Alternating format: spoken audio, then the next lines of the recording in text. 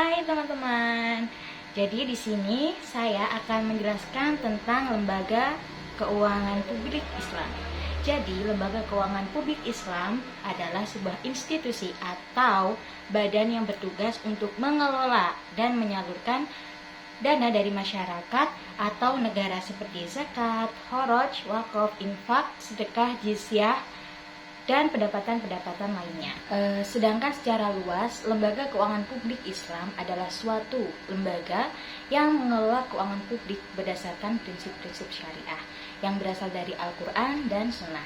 Nah, lembaga-lembaga ini itu berusaha untuk mewujudkan keadilan sosial dan kesejahteraan masyarakat dengan mempertimbangkan prinsip-prinsip seperti keadilan dalam bagian kekayaan, larangan riba, keseimbangan antara kepentingan individu dan masyarakat, dan transparansi, kemudian akuntabilitas dalam tindakan mereka.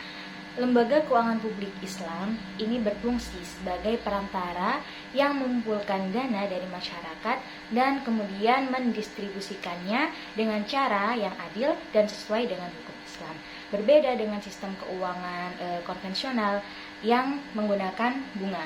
Karena sistem Islam ini itu lebih menekankan pembiayaan berbasis ekuitas dan instrumen seperti zakat, sedekah, wakaf, dan hibah untuk memberikan bantuan kepada mereka yang membutuhkan. Kemudian saya juga akan menjelaskan tentang perbedaan antara lembaga keuangan publik Islam dengan yang konvensional. Nah, yang membedakan antara keuangan publik Islam dengan yang konvensional itu ada beberapa aspek. Yang pertama, itu prinsip dasar. Jadi, yang lembaga keuangan publik Islam itu dia berbasis prinsip syariah atau ada larangan riba, gharar, terus maisir. Kemudian yang konvensional itu dia berbasis prinsip ekonomi umum dengan sistem bunga sebagai sumber keuntungan utama. Aspek yang kedua itu tujuan. Untuk yang keuangan publik Islam itu dia tidak hanya mencari keuntungan, tapi juga mengutamakan keadilan sosial dan berkelanjutan ekonomi sesuai dengan prinsip syariah. Kemudian yang konvensional itu memaksimalkan keuntungan bagi pemegang saham. Menjelaskan mengenai prinsip lembaga keuangan publik Islam. Lembaga keuangan publik Islam itu ada 3 prinsip. Yang pertama itu keadilan, transparansi, lalu akuntabilitas. Prinsip utama dalam pengelolaan keuangan publik Islam adalah keadilan, yang menuntut distribusi kekayaan dilakukan secara merata dan adil. Menurut prinsip ini, mereka yang memiliki kekayaan lebih diwajibkan untuk membayar zakat dan pajak sebagai bentuk tanggung jawab sosial, sedangkan yang orang miskin itu atau rentan harus diberi prioritas utama dalam penyaluran dana untuk memenuhi kebutuhan dasar mereka. Terus yang kedua itu ada transparansi. Jadi transparansi ini untuk menjamin akuntabilitas dan kepercayaan masyarakat terhadap lembaga keuangan publik Islam. Pengelolaan keuangan publik Islam ini harus dilakukan secara terbuka dan jujur. Terus yang terakhir itu ada akuntabilitas. Salah satu prinsip utama dalam lembaga keuangan publik Islam adalah akuntabilitas.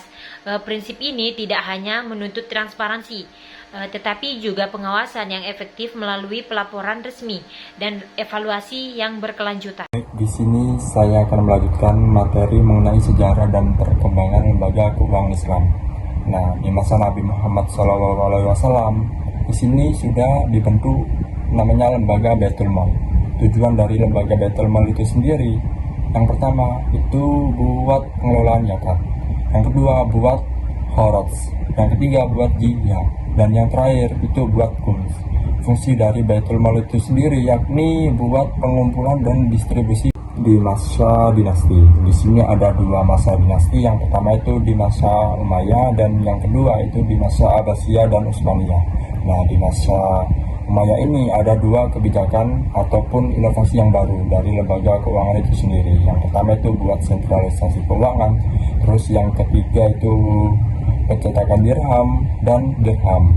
Nah, baru di masa dinasti Abbasiyah dan Utsmaniyah ini juga ada kemajuan dan kebijakan yang baru.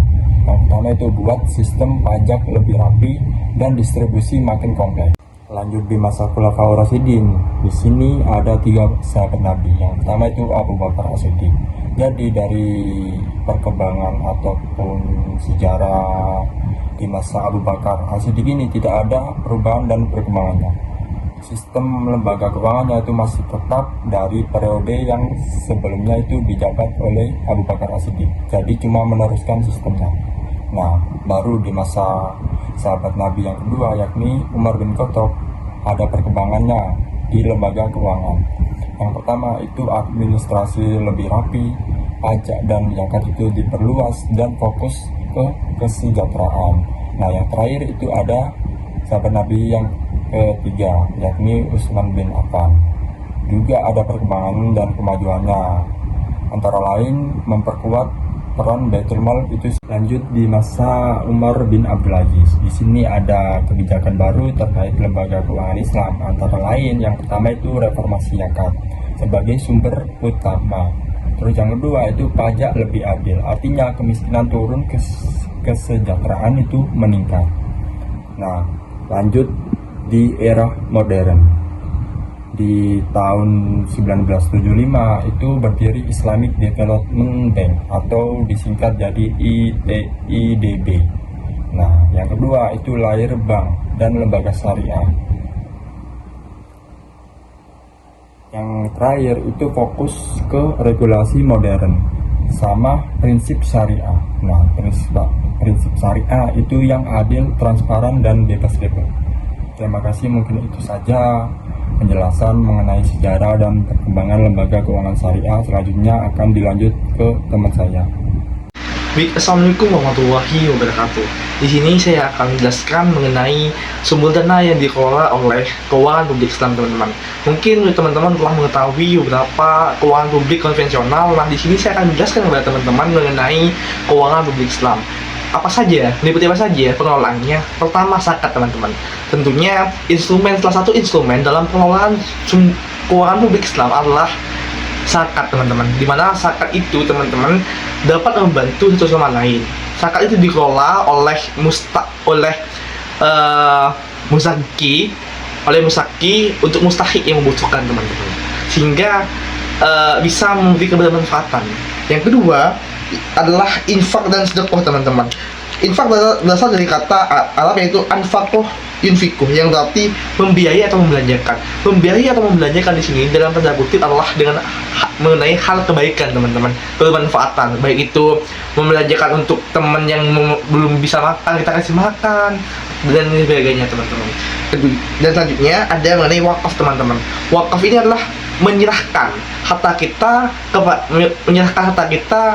di jalan Allah, teman-teman. Baik itu wakaf produktif atau wakaf konsumtif itu bisa, teman-teman.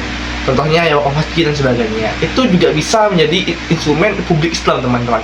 Dimana wakaf, contoh ya, wakaf produktif dikelola oleh negara, dimana misalnya wakaf produktif tanah itu dikelola oleh negara.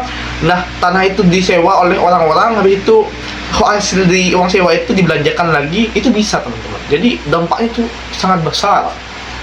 Nah, selanjutnya itu ada qorob, teman-teman. Qorob ini, teman-teman, adalah pajak tanah, teman-teman. Jadi pajak pertanian, tanah pertanian, di mana dari hasil pajaknya itu dipajakin, teman-teman. Nah, dan itu bervariasi, teman-teman, tergantung dari irigasinya. Kalau irigasinya lebih manual, itu bajaknya akan lebih murah. Tapi kalau udah menggunakan teknologi irigasi, itu lebih mahal, teman-teman. Gitu. Ada jizyah, teman-teman. Jizyah ini adalah pendapatan oleh pemerintah kepada non-muslim, teman-teman. Jadi jika ada non-muslim yang hidup di suatu negara dan dia tidak memiliki dan dia non-muslim sendiri, ya harus bayar pajak. Namanya pajak untuk non-muslim, teman-teman. Nah, ada yang namanya usyur atau ya ekspor impor. Mungkin kita telah belajar dari kelompok yang sebelumnya mengenai ekspor itu apa, impor itu apa. Usyur itu adalah seperti ekspor impor. Jadi kalau ada barang yang masuk ke negara itu, ya harus bayar cukainya gitu, teman-teman, gitu ya. Nah, ada ganimah. Ganimah berdasarkan keuntungan, teman-teman.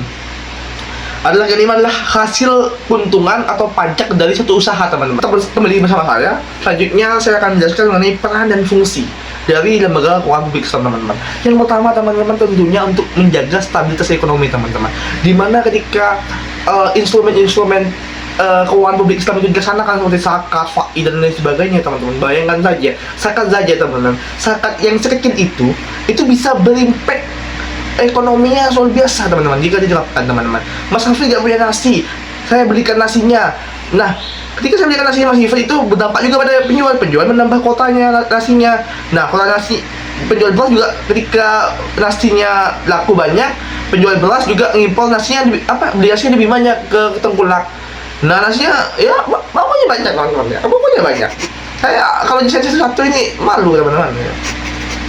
Nah, tadi adalah mendorong kesejahteraan dan keadilan sosial teman-teman. Dimana ketika teman-teman saling membantu bahu-membahu untuk berdampak sama lain sama lain, itu artinya teman-teman udah mensejahterakan kaum miskin teman-teman, mensejahterakan kaum tidak bisa teman-teman. Itu cocok itu teman-teman. Selanjutnya teman-teman, ada yang namanya menyediakan alternatif sistem keuangan syariah teman-teman, banyak. Nah, thank you very much. Assalamualaikum warahmatullahi wabarakatuh.